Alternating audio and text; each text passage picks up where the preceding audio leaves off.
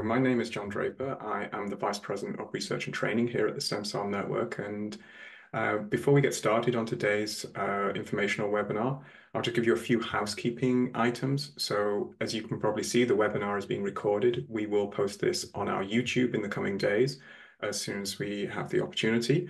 Question and answers is available at the end of the session. Questions are welcome throughout, so you can post them in the question function, and we'll address them one by one when we get to the end. And with that, it's my pleasure to introduce my good colleague, Kate Murray, the President and CEO of the Stem Cell Network, who will begin the presentation. Kate, over to you. Thanks, John. Hi, everybody. I hope you're enjoying a very relaxing summer and aren't working too hard. I wish we could all be together, but the virtual world will have to do.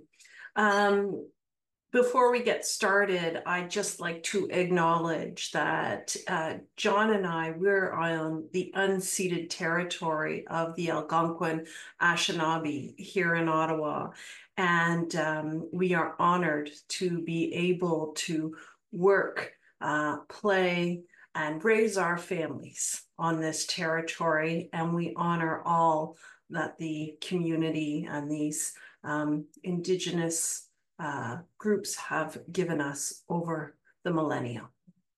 On to that, let me jump in to today's topic, our new research funding competition.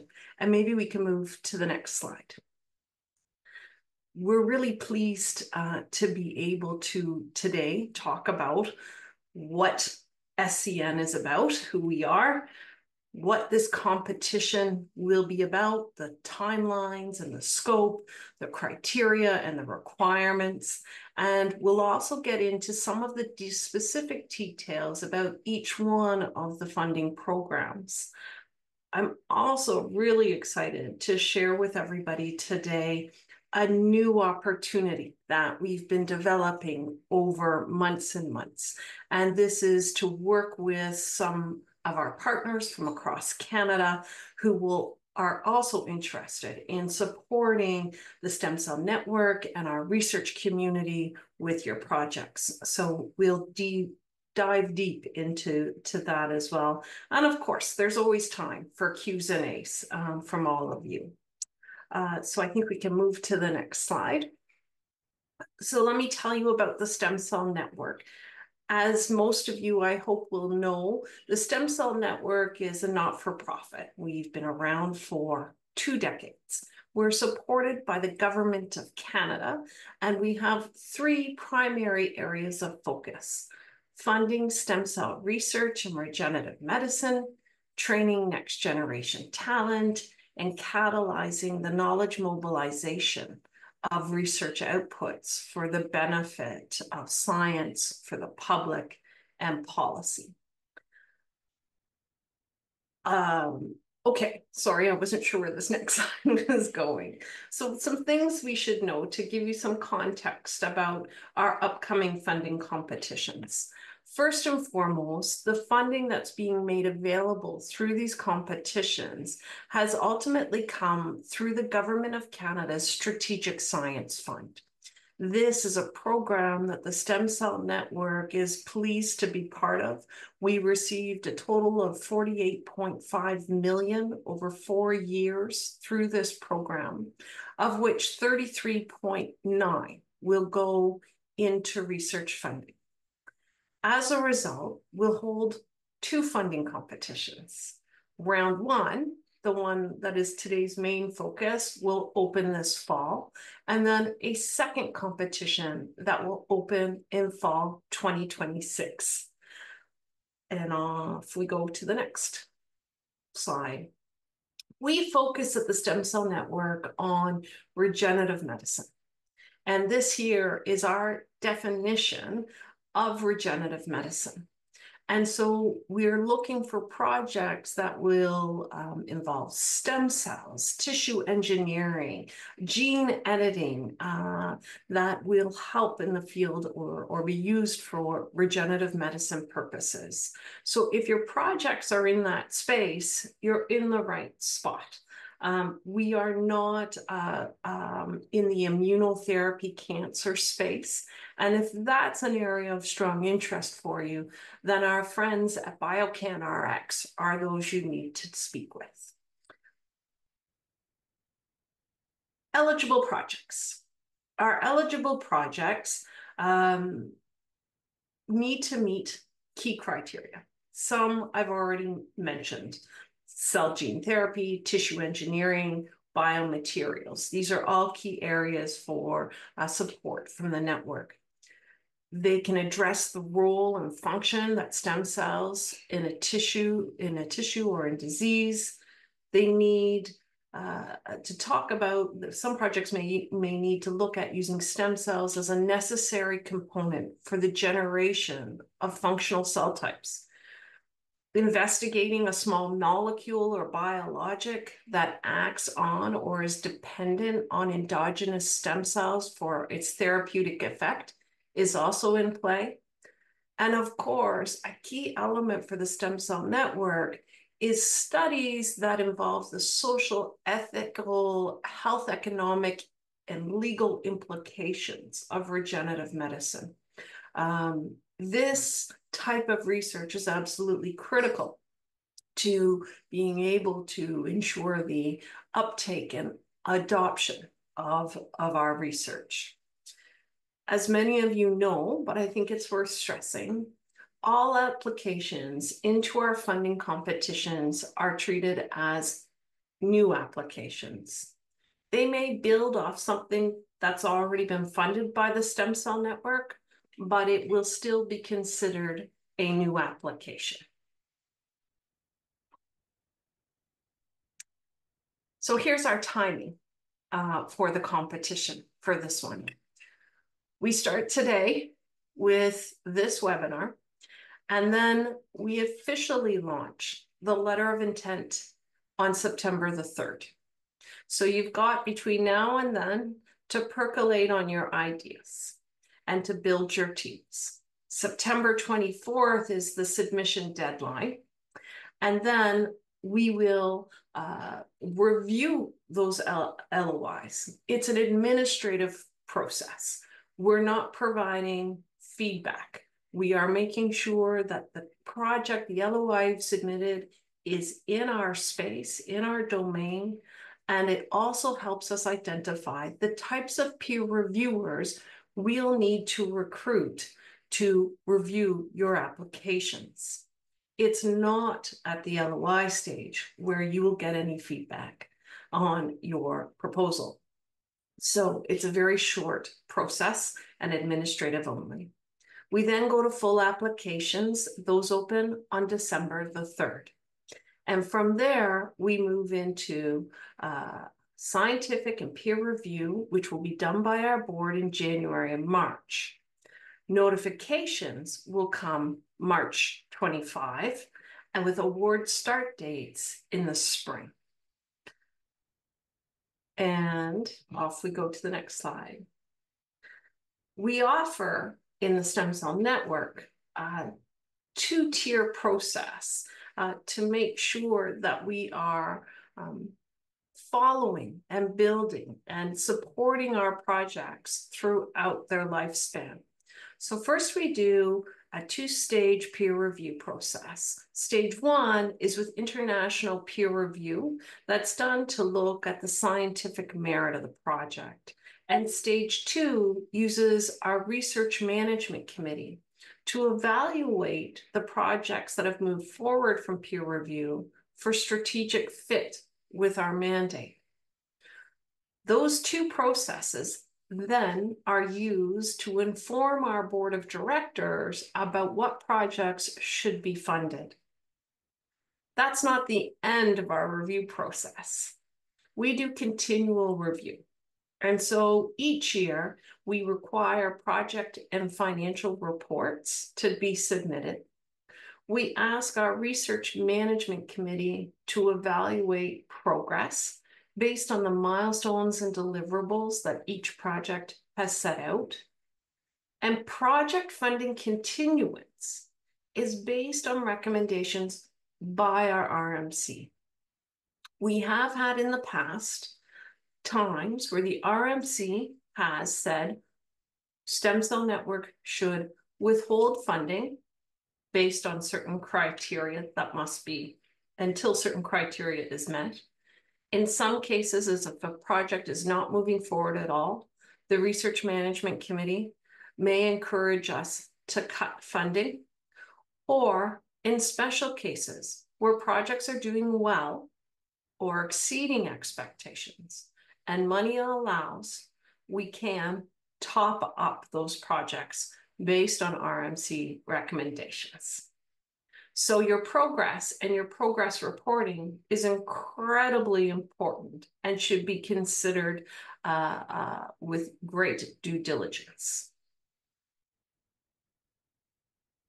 And from here, I'll pass over to my colleague, John, who will get into the nuts and bolts of how to do the application submission. Okay, thank you very much, Kate. So here we get to the fun part, the application process. As you may all be aware, Stem Cell Network over the last few years has migrated its application process over to Proposal Central, the platform that we use. And this is the platform that you will use for the LOI and the full application. The platform, you'll need to be registered as a user on Proposal Central, so that both lead and co-applicants. Your designated institution will, their signing authority and the financial officer must also be registered with Proposal Central, and you must grant them access to your application. There's some important components related to how funding is distributed and how SCN describes investigators. So lead and co-investigators are those who are receiving SCN funding. Investigators who are contributing to a project but not receiving funding are listed as collaborators. And importantly, and this will delay you getting your funds if you are awarded an SCN award. The institutional affiliation that you give must match the institution that will receive the project funding. So, and just a couple of points here. There will be a bunch of documents that will be available coming through both Proposal Central and the SCN website. I'll give more information on these, but there will be LOI instructions, program-specific application instructions and guidelines as well. And so if you have any questions about the application process, you can ask myself, Gus, Fiona, or John, that's me, yeah. And you can contact us via the research at SCN Stem Cell Network email address, and we'll answer as quickly as possible. If you have technical difficulties with the platform, with Proposal Central, that requires you to contact Proposal Central. We don't have access to change some of the access for applicants, so that's the only way to manage those particular issues.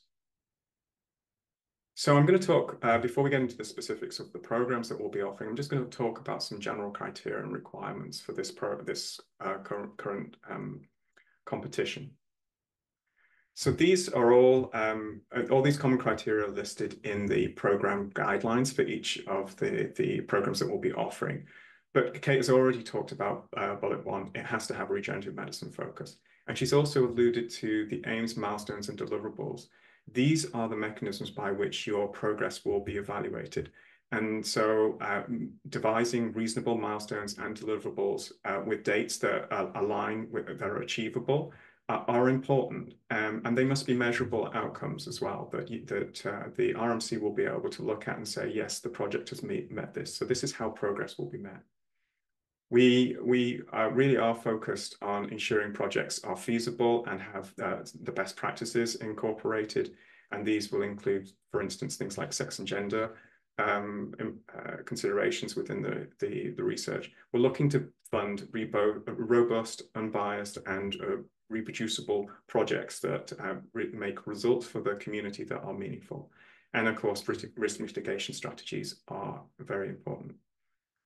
Kate alluded to the RMC, the two-stage process, and during the stage 2 process, we evaluate in stage 1 the scientific merit of the application, But in stage 2, we'll be evaluating things like the equity, diversity and inclusion plan, the knowledge mobilization and training plans. So they must be clearly outlined within your project. Partnerships are a very important part of stem cell network funding. And so we are mandated to require non-federal partnerships and that provide in-kind and cash contributions. These can vary, and all they can be partnerships with companies or charities or others that will be able to provide this money as long as they're non-federal partnerships. These can be cash and in kind. And importantly, everybody who is an investigator has access to at least some kind of partnership, and that could be your salaries or the indirect costs that are associated with running your program, this award-based part of your program. So there is access to this, and we will be providing some more guidelines on partnerships later, and I'll cover that at the end of this webinar. An applicant is limited to act as a lead investigator on only one LOI submission and project application per program. You can submit across programs, so you could do an impact and an accelerator, for instance. You could be a lead on those two. You cannot put in 2 impact awards. That would be a limitation there. And then SCN, the requirements, the tri-agency eligibility requirements for institutions, and that you are an investigator that's eligible to receive tri-agency funding applies here as well. Now, this is a new component that will be part of the application process. We hope that it isn't too onerous, but it is actually mandated by the federal government, and you will probably be encountering this through tri-agency funding through CIHR, NSERC, etc. as well. I believe it went live for tri-agency in May of this year. So all applications for SCN funding must comply with the federal government's policy on sensitive technology research and affiliations of concern. Really, this boils down to understanding, is the project that you're working on within a sensitive technology research area? And as a spoiler, yes, because regenerative medicine is listed in their guidelines, it is. So everything that we fund has to be covered by this. And the other component is looking at the affiliation of researchers and seeing if they have affiliations with the named research organizations. There's a list that's provided, and there'll be links in the documents that we have. So the process for research security is fairly straightforward, but it really boils down to making sure that all investigators, all researchers, so that means lead investigators, co-investigators, collaborators, and HQP must review the list of named research organizations and make sure they're aware of their individual responsibilities, which are described within the guidelines that we have.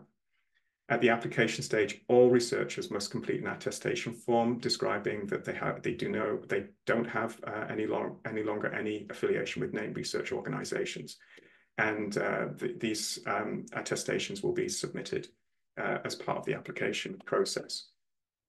So that is new, and it's a requirement.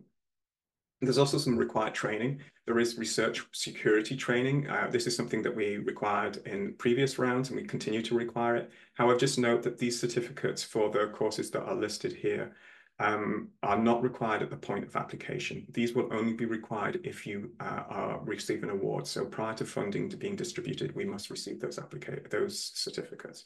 For sex and gender, these certificates for the sex and gender training that CIHR offers, those must be uploaded at the point of application. So there's a distinction there. So then on to the funding programs, which is probably what you're really interested in. So there aren't significant changes from the previous programs that we offered. As you may recall, stem cell network funds along the translational pipeline. We do not typically fund basic research, discovery level research. And you'll see we fund across a number of themes, and these are the innovation. These are going down the left here: innovation, clinical translation, policy and society, and commercialization readiness. And so the intent here is to develop a pipeline of programs that can pass a project along towards clinical or commercial translation and enable the real outputs to Canadians to be realized. So, these are the standard award sizes, and I'll describe more in a little bit about why we're calling them standard at this point. But this is SCN's typical award program now. These award sizes for round one have changed since our previous cycle, and you can see these listed here. I won't go through in detail, but the durations for each of the programs have remained the same, so 2 or 3 years. Those are unchanged. So cycle 4 was our last period of funding, and these are the award sizes that previous awards would have been. And you can see the increase here. We've got at least a 7.5% across the board increase that's related to inflation to account for that, because we realize the cost of science has gone up. So we've increased the size of these awards to accommodate for that. And it's important to know that we're still in negotiations with the federal government of Canada regarding our contribution agreement for this current period of activity. That's typically completed relatively soon, but funding is dependent on completion of that. So that's important to know. So on to the themes. So within the innovation theme, we have 2 awards, the Early Career Researcher Awards, which is a strong program that we've offered, been very popular, and has been able to support some extremely promising early career researchers across our community. These are people who are from the health, bioengineering, or social sciences, or in the first 5 years of an initial academic appointment. There is actually still in place a 1-year extension. There's details within the program guidelines here. That's a COVID-related extension. So projects can focus on developmental or high-risk research that has the potential to be translated in coming years. The point is to try and help an ECR develop a regenerative medicine research program. So that's the ECR awards. The Impact Awards. These are perennially popular awards that essentially take a discovery and allow some development process to kick the tires and see whether it has the potential to become a therapeutic. And so you can do proof of principle experiments here, cell and or gene therapies, all sorts of components that are listed in the previous slide that Kate had about eligible projects come into this. And the idea is that this will see further activity, either clinical or commercial, in the longer term. Policy and society is an important component that we offer, and in this case we have the Impact Awards. This is the ELSI and the Health Economics stream. These allow the knowledge translation and implementation of regenerative medicine. That's what the purpose here is. And so they can focus on social, economic, technological, regulatory, or patient and ethical questions. And the idea is to enable regenerative medicine advancements within Canada and potentially globally as well. And this is a really important component that prepares the important technologies that are coming through the pipeline and prepare society for them, and the policy and the legal components for it as well. The clinical translation theme. There are 2 programs that are available here, the Accelerating Clinical Translation Awards. These are larger multidisciplinary research projects that have teams of individuals that are going to be focused on building out a therapeutic, regenerative medicine therapeutic, and moving it toward clinical trial activity within 5 years. There is a specific requirement that the project must be at a technology readiness level of between 4 and 6. And there's also the opportunity to incorporate ELSI activity within these sorts of programs. The clinical trial, this is a really important stream that we offer, which allows the therapeutics that are being developed by our community to actually meet and benefit patients. And so we offer support for early phase clinical trials. These are phase 1 or phase 2 trials. If you're doing a phase 2 trial, then it has to be more than one site. And SCN has a specific funding requirement for this particular program, in which we will only cover a maximum of 40% of the trial costs. The other 60% have to be found from other sources. And we also have other requirements, and those include a research ethics board and a clinical trials application letter of no objection from Health Canada that must be in place. They don't have to be in place at the point of application submission, which is December the 3rd, but they must be in place for, I believe it's February the 17th is the date, and because they will be evaluated, and it tells us about the potential of this to actually be a clinical trial that can move forward. Without those approvals, it's not feasible to fund. And then the commercialization readiness stream. This is the Fueling Biotech's Partnership Award is a really unique offering within the ecosystem, and it allows a partnership between an academic and a Canadian, typically an early stage Canadian startup who have a focus in regenerative medicine. And so the idea is to bring together academics and commercial entities to actually take a discovery and move it forward. Again, there's requirements for technology readiness levels between 4 and 6. And there is requirements that about the SME and also the academic being at a Canadian institution. These are all, and all of the other programs have specific guidelines that you can go and read all of the requirements, and I encourage you to do that. So as Kate mentioned, we're extremely excited to be offering these new joint funding opportunities in this round. And we've got 3 wonderful partners that we've been able to partner up with, to collaborate with, 3 wonderful collaborators.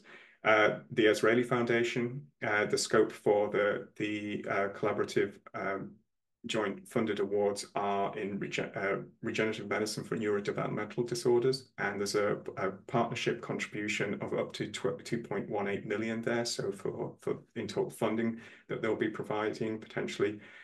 Programs will be supported pretty much across the spectrum. There's a table at the end which will give you a better breakdown here, but these are also nationally available.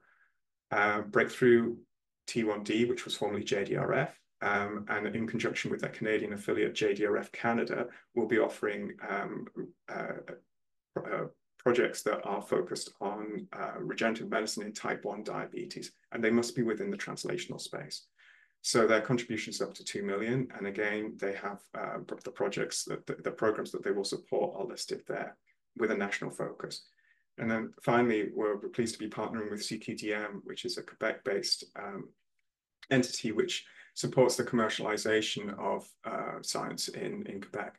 And they we're partnering with them to focus on taking the commercialization of regenerative medicine discoveries and industry partnering. They're contributing up to 200,000, with 100,000 coming from the industry partner. And I'll talk about the total award size at the end. Again, this has a requirement, though, that this only is offered through the Fueling Biotech program, and there are Quebec-based requirements which are detailed in this webinar, but also on the guidelines as well.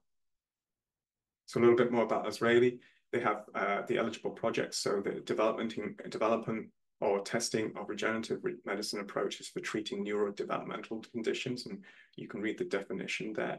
They have the thematic requirements actually model stem cell networks requirements related to the topics that are in scope. So you saw those on an earlier slide. For Breakthrough T1D, this is the eligible projects or development or testing of island replacement therapy, so type 1 diabetes. They have specific thematic requirements, and those are 4 of the 5 types of projects that are types of topics, sorry, that are available. And the one that isn't available, I'll just read for you the particular one. It's addressing the role and function of stem cells in tissue and disease. These are not in scope. And interestingly, for this particular partner, there is also the opportunity to use the Breakthrough T1D contribution, or at least 20% of it can be used to support research outside of Canada. So there is an additional opportunity for international partnerships there. CQDM, they are the Fueling Biotech Partnership program will be the host for this, and it will be focusing on commercialization of regenerative medicine discoveries. And there are specific requirements. At least one Quebec-based partner, so the SME must be Quebec-based, and they must make this contribution of up to 100,000 or 20% of the eligible costs, and it must be a cash contribution. And the researcher must be working at Quebec University. There must be benefits for Quebec, socioeconomic benefits for the partners and the province. And there is some requirements for eligibility of the budget expenditures as well. So on to a little bit of demystifying why it was a standard versus a joint. So standard are SCNs. This is where we offer an award by ourselves, and a joint funded award is when we are working with one of these collaborative organizations to offer a joint funded award. The duration of the programs that are offered do not change, but what you can see is the actual amount of funding does change. And for instance, they are typically 20% larger, the awards that are offered through the joint funding awards. So the impact award, 270 in the standard award and 324 within the joint funded award. And then this breaks down which joint funding organization will be offering this.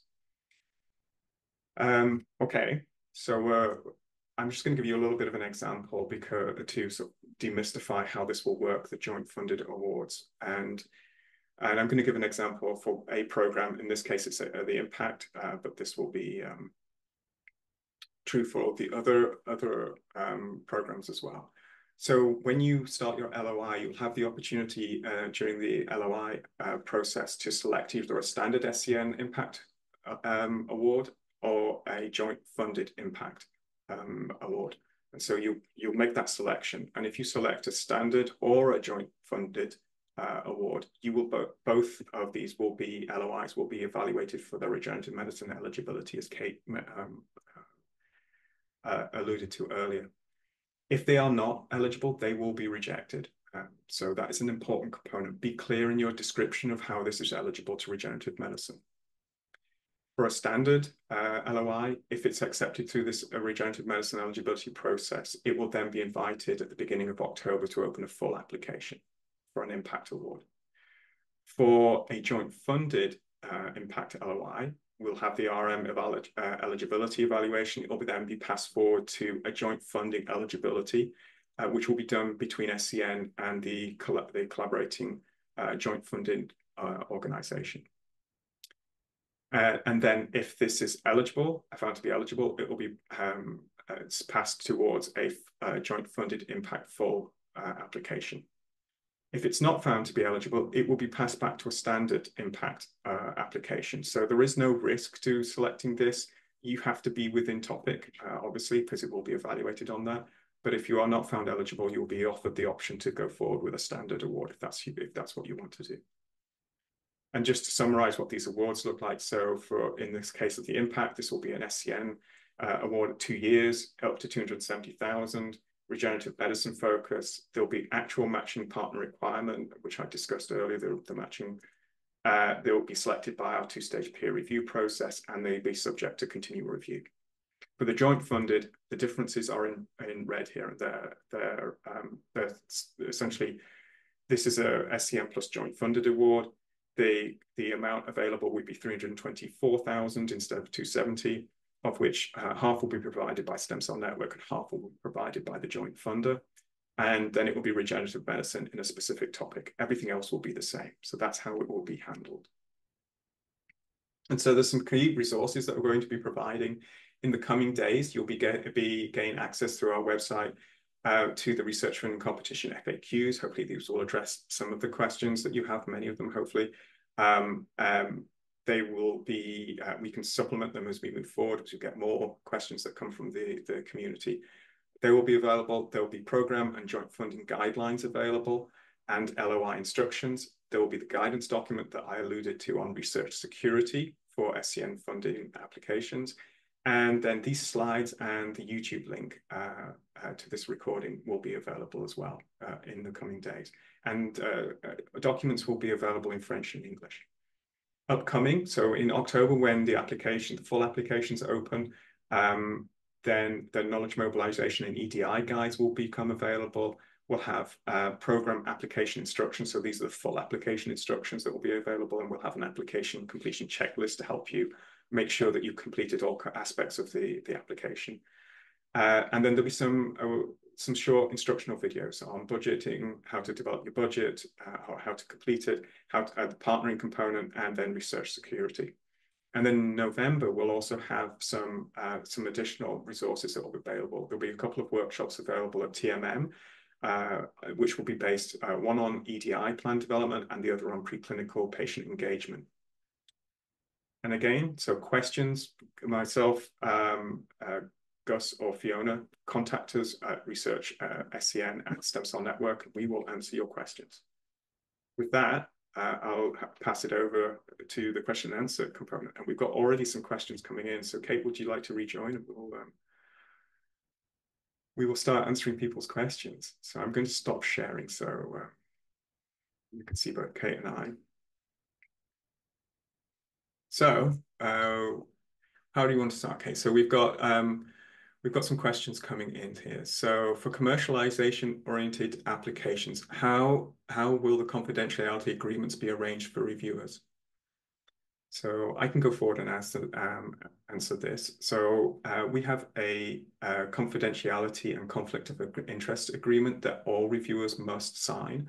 They are bound by this, and it is used to deal with this. It's a conventional confidentiality agreement that review funding agencies use. It's very standard, and we're happy to share that with the community if needed, if people want to see that. So Kate, have you seen any that you would like to answer? So sure, I can take one of these.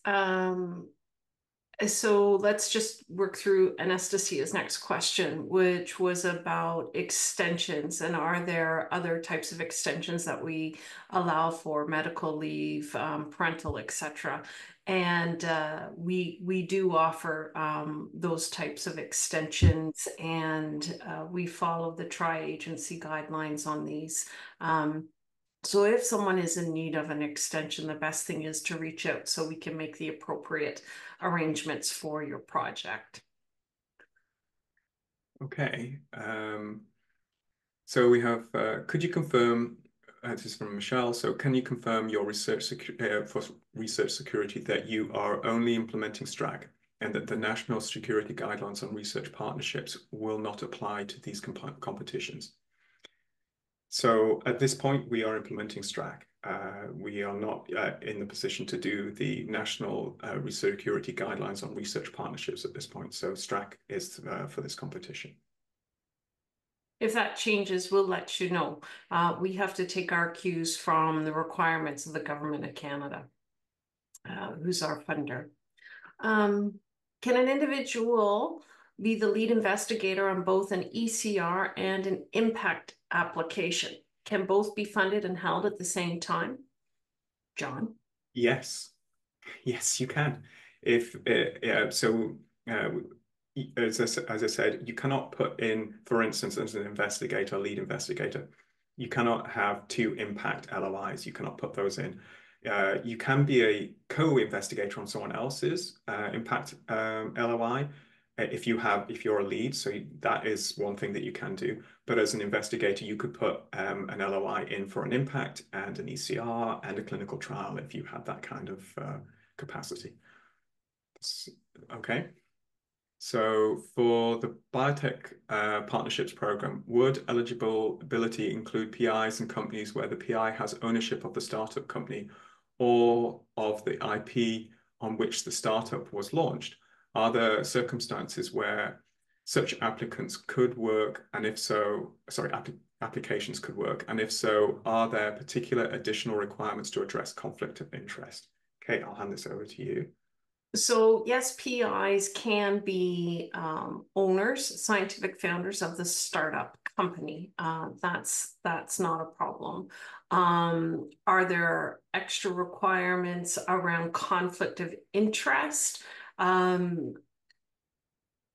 Because of the PI's involvement, I don't believe so. I think I need to have a bit more understanding around what you're trying to understand there.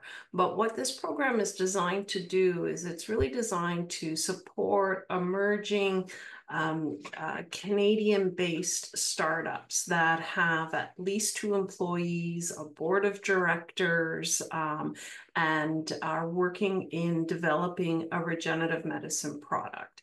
And that company, we're also looking for them to contribute to the project in some way. So those are the key requirements for it. And we definitely hope and have in the past supported companies that have been spun out as a result of SCN research, funded research that's been done before, and has been spun out by one of our funded PIs. Okay. So we have a question from Blair. Do the upcoming resource documents have acceptable examples of partnerships? If not, can some concrete common examples be provided at this time? So within the documents, they have a definition of what partnerships are acceptable. And there's a second question which I'll address here as well. This is from an anonymous attendee. I'll do these together. And so Gus, just don't delete them both at once. Sorry, Gus is in the background managing the questions. The second question is, can you elaborate on what active matching partner means? And so there's two forms, and it was actual matching partnership versus ongoing leveraged. And I didn't mention ongoing leveraged, but just as a definition at the beginning, we have actual matching partners, and these are partners which are the non-federal ones that I did allude to in the webinar.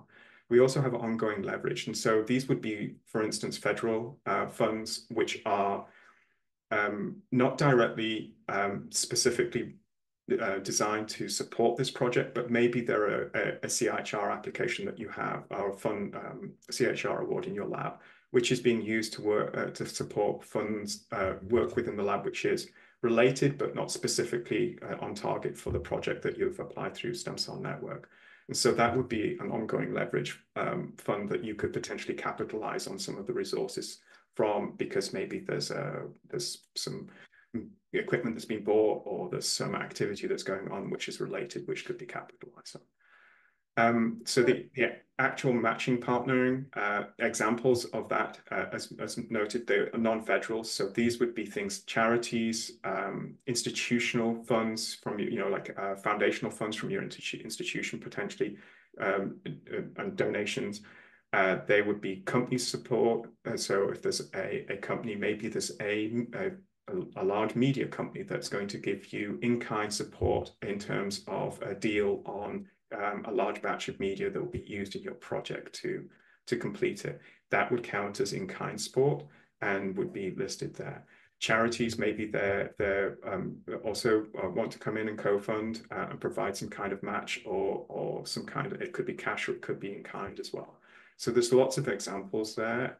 And as I said, there will be a guide that will be provided at the beginning of October that will touch a little bit further on this and provide some instructions to help investigators complete this, because we do realize that this is a little bit mysterious to some investigators, especially early career investigators. Okay, and next question, I guess. For the ECR award, the map had it at the developmental stage. So how much would be at regenerative medicine stage versus examining models, targets, cells, and identifying potential therapeutic leads and pathways? You or me, Kate? Go ahead, John. Okay. So as we say, we do not fund basic research, discovery level research. However, we recognize that ECRs are at the beginning of their career trajectory, and they are developing a program. And so there may be opportunities for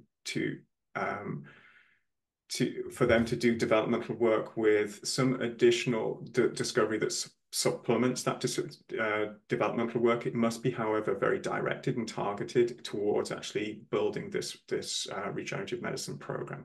However, there does need to be a solid focus on the development in the longer term.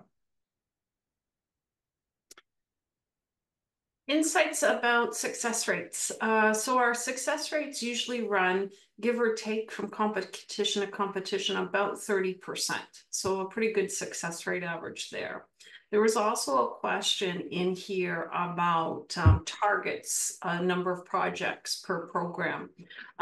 What we do is we fund based on the applications that come in.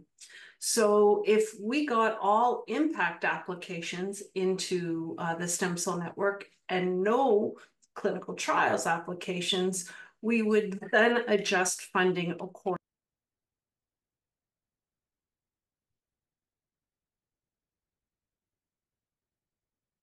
Okay, Sorry, I think I was on mute for some of that. Okay, yeah. Could you just repeat the bit after you said if we had all impacts and no clinical trials? So if we had all impacts and no clinical trials, then what would happen is that the clinical trial funding would go into the impact program. So we would rejig and we move funding around based on demand and quality of the research that comes in, the research projects that come in. Okay, so for the ECR Jumpstart Awards, is eligibility dependent on whether the applicant has received tri-council or tri-agency CIHR funding, or is it anyone within less than 5 years of independent experience eligible to apply? So the definition is that you are within 5 years of your initial academic appointment. So if you've got other awards, that is doesn't disqualify you from applying for this. What is the 5-year plus 1 COVID cutoff date for an ECR? So it's 5 years plus 1 year. Is it? Oh, so they're saying, is it the LOI date or the full application date? It's the full application date. For early career researcher awards, can we apply before we officially begun if we secure a faculty position as an independent investigator in an eligible institution to start in 2025? Okay, I think we had the requirement that you must be in the position before the awards start. Is that that's my recollection on that. So you must be have taken up your position by April 1st of 2025, which is the award start date for all of the awards here. Is preference given to projects that are continuations of previously SCN funded projects, for example, like a second round of investment, which SCN has already invested? Okay, I'll hand this over to you. Oh, you're on mute again. Sorry. Preference is not given to projects that are continuations. Each project is considered to be a new application and will be reviewed by our scientific panels based on that. Okay, so I think we've reached the end of the questions that have been asked. If there's any more, ask them now. We can stick around for another 5 or 10 minutes and answer questions. If you don't want to enter them right now, you can actually place those questions into the email that I provided, the researchscn@Stem Cell Network. We are responsive. We will try and answer your questions. And we hope that you found this webinar beneficial. If there's no more questions, then those resources that we talked about. Oh, I've got one more slide for everyone to see. Can you still see the slides? You cannot. I will share my screen so that you can see. And this is a reminder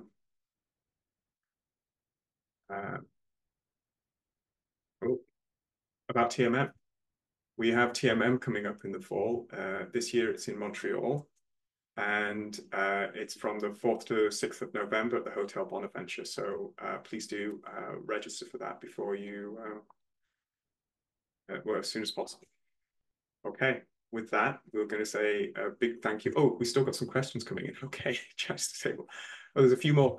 How heavy is the LOI? 5 pages or more? It's very light, to be honest. It's we need your name, your institution, a few details about you as an applicant. You can put in some information about your team, who's going to be there. We realize that not everything's going to be complete at this point of the LOI. The full application, clearly you have to have everything sorted out. But then you will have, there's requirements, an abstract. There will be a regenerative medicine affirmation. So, and this is the thing where I was talking about for the eligibility in that section. Please do take the time to describe carefully how your project relates to regenerative medicine in a way that we're going to be able to understand and use to evaluate eligibility. There will be sections on, I think there's a section on commercialization, and then there are you've got the opportunity to provide reviewer nominations. Then if you've applied for a joint funded award, you will have to also provide a joint funded justification of why you fit within that particular award and should be considered for it. So it's fairly straightforward, and it shouldn't be too onerous. I'm still a little confused about matching funds required for the impact awards. Can you provide more details on amounts? So this will come in the guidelines that we offer, and so you'll be able to unpack this. But there is no specific. It doesn't necessarily have to be a one-to-one match. The better your partner funding is, the better your application will likely be scored. The Government of Canada actually requires a stem cell network to match every dollar we put out the door with another dollar. So this is where this comes from. But everybody automatically has partner match because there is a piece of institutional support that you can include as a partner match. So I just encourage you to have a review through the documents and the Q's and A's that will come. If there's still a question, then please pop us an email for this, and we'll be able to help you through it. So we've actually got more questions. People are thinking about questions now. So we have a question. Is funding completely restricted to Canadian scientists, or are international co-investigators possible? Stem cell network funds cannot flow outside of this country. So you must be a tri-agency eligible investigator, a tri-agency eligible institution to receive SCN funds. The one exception that you saw within this presentation was those funds from Breakthrough T1D, and their 20% limit on their contribution to that joint funded award. That was the one exception. Will this information session or the information slides be posted online to reference? Yes, I referenced this at the beginning. You may have entered it after that. We will be providing these slides. They will be available in French and English in the coming days. Probably early next week is when it will happen. But keep an eye on the Stem Cell Network website and the research funding page there. They will all be available, including a link to this YouTube recording. Another person, I'm still a tad confused about actual and ongoing leverage matching funds. I understand the definitions, but it's either a requirement or just preference. Kate alluded to that earlier in the previous question that she answered. Matching funds, more matching funds of the eligible matching funds, those can improve the prospect of an award being funded. The difference between them, the actual and the ongoing, those are described more clearly than potentially I did in the instructional guidelines, but the actual are the ones that are from non-federal sources, charities, institutions, hospitals, industry, for instance. Those are the sorts of actual matching partner funds that SCN is mandated to get. Michael asks, are gene therapy projects eligible that do not have any relationship to stem cells? So gene therapy projects are in scope, but they must fall within the regenerative medicine definition. So there must be some regenerative aspect here. They do not have to work specifically on a stem cell, but there must be some regeneration. For impact awards, does SCN consider new submissions after new findings from an extension of a previously funded project by SCN in the past three years? So as was mentioned, it's just treated as a new submission. The answer is yes. Yes. Okay, we have a nice. Thank you, Lucy. Thank you, Lucy. Lucy says thank you. Lucy Gillet, thank you. Well, thank you to everyone in the community. Oh, one last one, and then we're going to close. And then this will be it for today. If a project from a university leads to the creation of a startup company focused on regenerative medicine, are there any specific benefits or additional support available through the National Research Funding Competition? So the funding competition will provide research supports, but the stem cell network itself also works on things like the MyTex Fellowship Program, which you're more than welcome to take part in.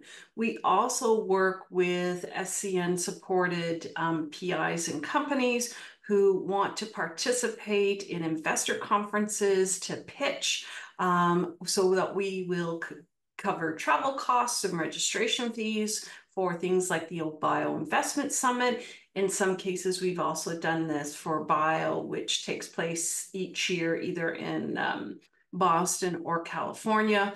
We also provide some training supports for those that are involved in the startups.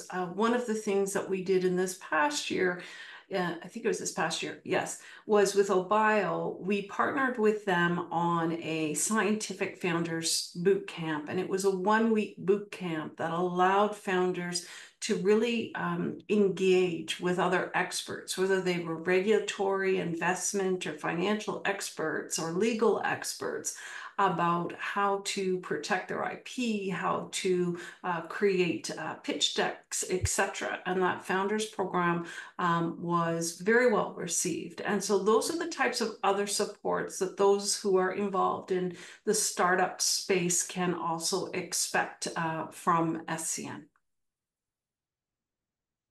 Excellent. So with that, we'll close, and we'll thank the community members, all of you, for joining us for this informational webinar, and we wish you all luck in your applications to our upcoming funding competition. Thank you. Bye, folks.